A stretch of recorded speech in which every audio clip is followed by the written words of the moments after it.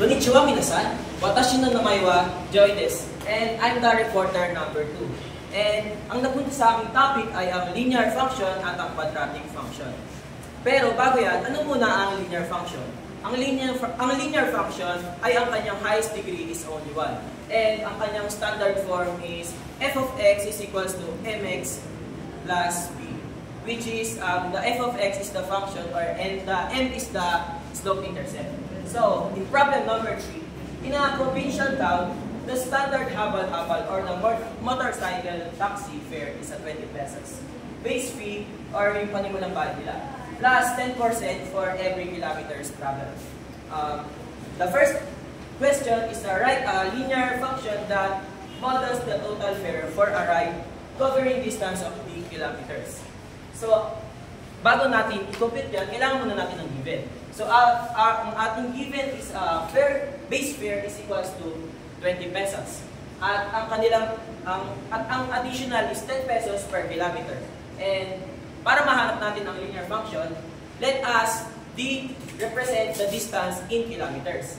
So, f of d is equals to 20 plus 10d. Pero hindi pa siya nakaayos to standard form. So, ang ating final answer based kay Donjo is f of d is equals to 10d plus 20.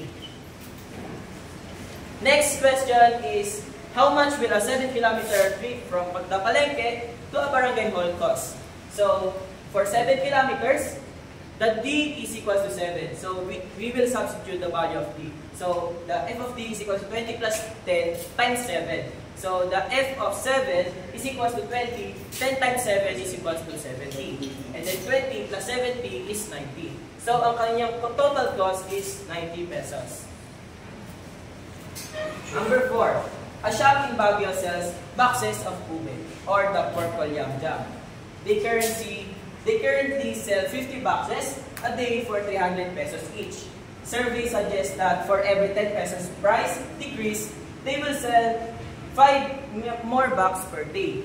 So, our first question is write a quadratic function or for the total revenue, where S times S, the cost represent the number of 10 pesos price decreases.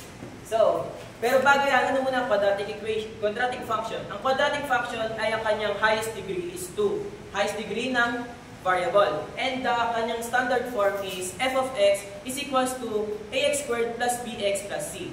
So, our given is the current price which is 300 pesos. And the current sale is the 50 boxes.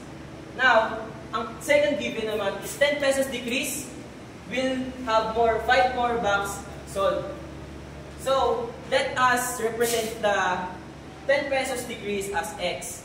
So, our new price is 300 minus 10x. Paano ko nakuha ang 300 minus 10x? Sabi dito, ang ube jam is 300 pesos each at magdi-decrease ng 10 price. So, 300 minus 10x. Next is the number of boxes sold. The number of boxes sold is 50 plus 5x. Kaya naging plus 5x because they will sell 5 more boxes per day. Next is, gagawin natin siya quadratic function dahil hindi naman siya naka-quadratic function. So, ita-times natin ang price sa number of boxes using FOL method or the first, outer, inner, and last. So, pag tinimes natin siya, ang lalabas is 15,000 plus 1,500x minus 500x minus 50x squared. And 1,500x minus 500x is 1,000x. Kung aayusin natin siya, ang magiging final answer natin is 50x squared plus 10 plus 1,000x plus 15,000. Next is, what price should the shop set for the ube jam to maximize their daily revenue to maximize?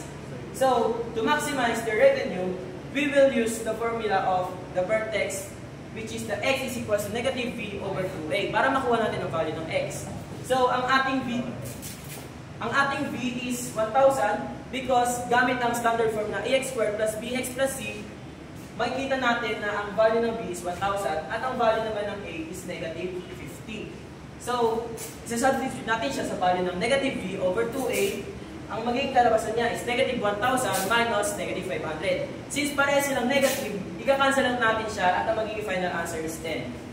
Next one is the new price. Hanapin natin ang new price para ma-maximize ang kanilang daily revenue.